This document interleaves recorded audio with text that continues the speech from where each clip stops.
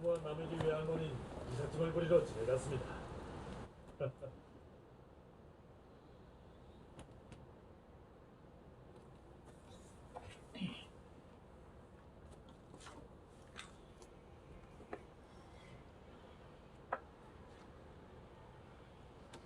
네, 유튜브 여러분 안녕하십니까? 이번에는 북의 인터폰 공장 세운 코맥스라는 얘기에 대해서 얘기를 하려고 합니다. 통일방송의 김영금입니다. 여러분들이 이번에 트럼프하고 김정은이 만담에서 실패를 하고 정말 생각지도 않던 일들이 지금 벌어지고 있죠. 여러분들은 어떻게 생각을 하고 계시는지 정말 저도 북한에 온 한 사람으로서 정말 가슴이 아프고요. 어떻게 하면 정말 나라끼리 평화적으로 통일을 할 수 있는지 정말 안타깝게도 굳이 없습니다. 거기에 물론 가족들이 있고 형제들이 있고 또 아직까지 힘들게 사시는 분들이 많기 때문에 우리가 절대 마음을 놓고 살 수가 없는 거예요. 물론 겪어보지 못한 사람들은 흔히 평화를 바라지 않는다. 평화가 하면 우리가 힘들다. 이런 말을 많이 하시는데요. 만약경에 그분들한테 내 어머니나 친척들 그리고 형제들이 만약경에 북한에서 산다고 생각하고 해보면 바꿔놓고 생각을 해보면 나는 답이 충분히 나올 거라고 믿고 있습니다. 그래서 개성공단에서 북한에 진출해서 제품을 생산했던 기업이 있을까요? 여러분들은 어떻게 생각을 하고 있어요? 물론 있습니다. 그래서 이런 기업들은 주로 경영자가 북한이 고향이거나 그리고 비난민 부모님들이 슬라에서 자란 경우가 많다는 것을 볼 수 있겠습니다. 그래서 두어폰으로 유명해진 중견기업 코맥스의 면덕동 회장이 북한이 고향인 기업이라고 합니다. 그래서 전 세계를 누비면서 수출주도 성장에 기여해왔지만 여전히 성과를 거두지 못한 나라를 단 한 곳 꼽다가 바로 북한을 선택을 했는데요. 50년 만에 이제 기업을 경영하면서 전 세계를 누볐지만 고향에서는 성과를 거두지 못했다는 겁니다. 고향 땅을 다시 밟고 공장을 다시 한번 지원해 두 나라를 잇는 작은 수출돌이 되고 싶은 꿈은 가슴속에 품고 평생 살아가고 있는 사람입니다. 그래서 68년도에 설립돼 2018년 50주년을 맞는 코맥스는요.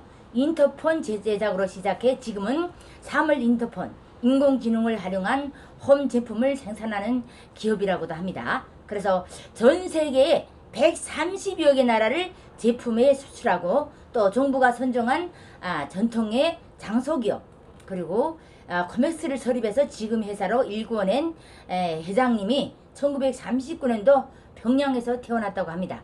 지금 이 회사로 일궈낸 방복동 회장이 아버지가 개인 병원을 운영해서 부유한 유년신을 보냈지만 그런 12살이던 1950년 6월 20일 전쟁 때 대동강을 건너다 가족들과 떨어져 이산 가족이 되어 아등바등 살아왔다고 합니다. 그래서 반찬 투정하며 부유하게 지내다 당장 그 박국어라는 신세가 되어 눈이 번쩍 떠지들어나는데요. 대동강변에 두고 온 부모님들이 생각이 간절했지만 언제거나 먹고 살려고 일을 가리지 않고 열심히 일을 했던 결과 이제 구두 닦기로부터 시작해서 신문 팔이 그리고 아이스케이 장사는 물론 나중에는 양키 만화 번역까지도 도맡아 했다고 합니다. 그래서 바닥부터 구르며 일거를 일궈낸 그였기에 기업을 하면서도 소유 가방 하나 들고 일본 미국을 찾아다니면서 물건을 팔았기도 하겠고요. 회사를 키우는 1997년에도 예상치 못한 기회가 그를 찾아왔지만 김영삼 대통령이 김일성을 만난다는 둥하이 분위기에 한창 조성되었던 때라고 볼 수 있는데요. 그러던 중 북한에서 먼저 우리 사이에 연락이 왔고 북한은 통신산업이 약하니 직접 투자해서 공장을 지어달라고 했어요. 그래서 이게 평양인 만큼 좋은 기회라고 생각하고 회장님은 북한 관계자를 중국 베이징에서 직접 만나는 등 준비 끝에 이제 평양 대동강변의 공장에 생산 설비를 넣고 공장 가동에 성공을 했다고 합니다. 하지만 기쁨은 불과 7, 8개월 만에 끝났지만 북한유를 위한 고통은 물론 북한 당국자들보다 기업 경호 상업에 대해 이해를 갖추지 못하고 있었다는 겁니다. 그래서 노동자들도 어차피 배급만 받으면 그만이라 일을 열심히 할 유인이 부족한 상황이었고요.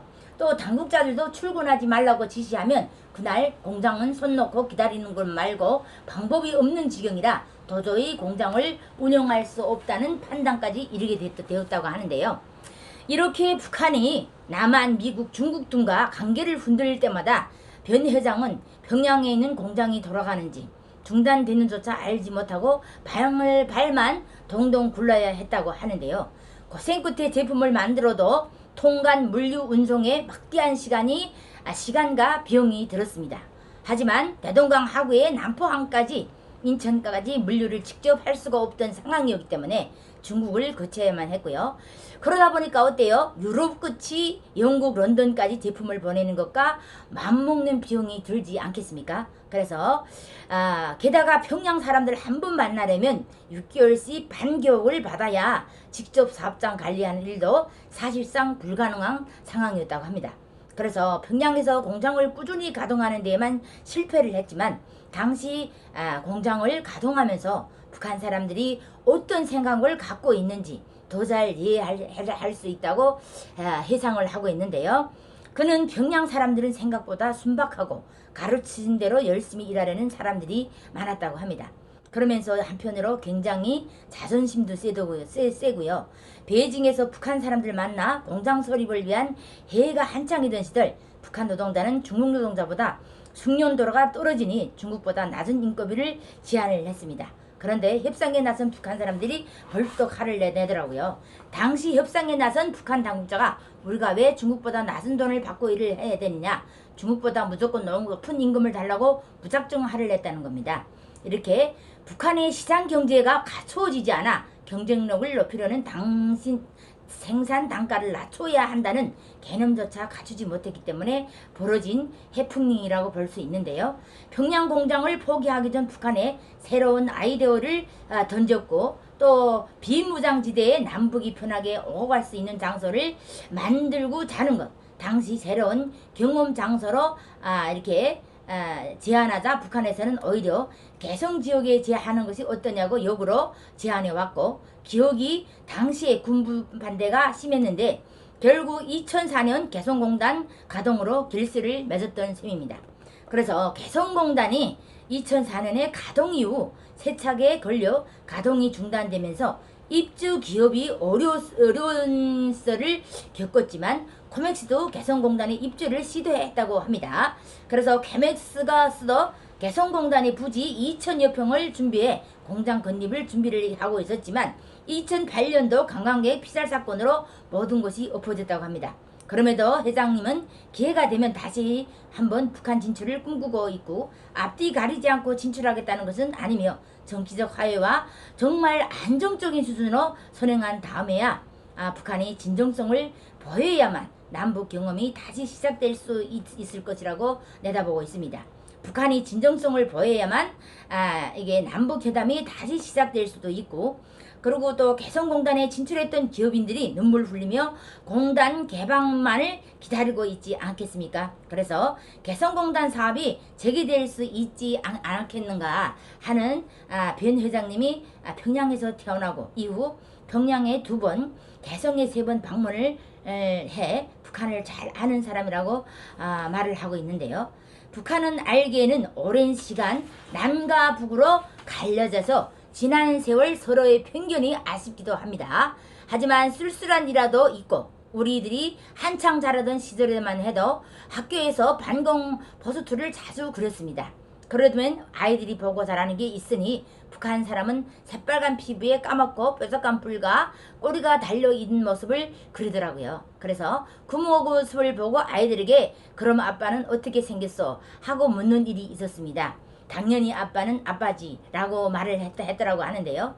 그 시절이야말로 북한 사람을 악마로 생각하는 분위기가 막연했지만 앞으로 오는 세대에는 기업인으로서 남과 북이 생긴 오해와 편견을 녹여내고 합의 장을 그려내는 것이 변 회장님이 꿈이라고도 합니다.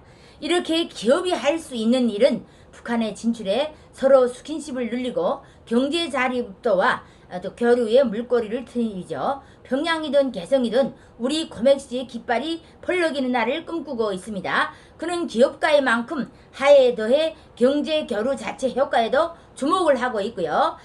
변 회장님은 우리는 장기적으로 북한의 지화 자원과 해토류를 이용하고 있고 우리는 북한의 자립에 도움을 줄 기술을 전파해 줄 수 있으니 서로 원인이지 않겠습니까? 그래서 정치적 화해는 외풍이 흔들리는 경우가 많을 만큼 경제적 화해가 더해질 때 남북한 화해도 더욱 끈끈해질 수 있다는 겁니다.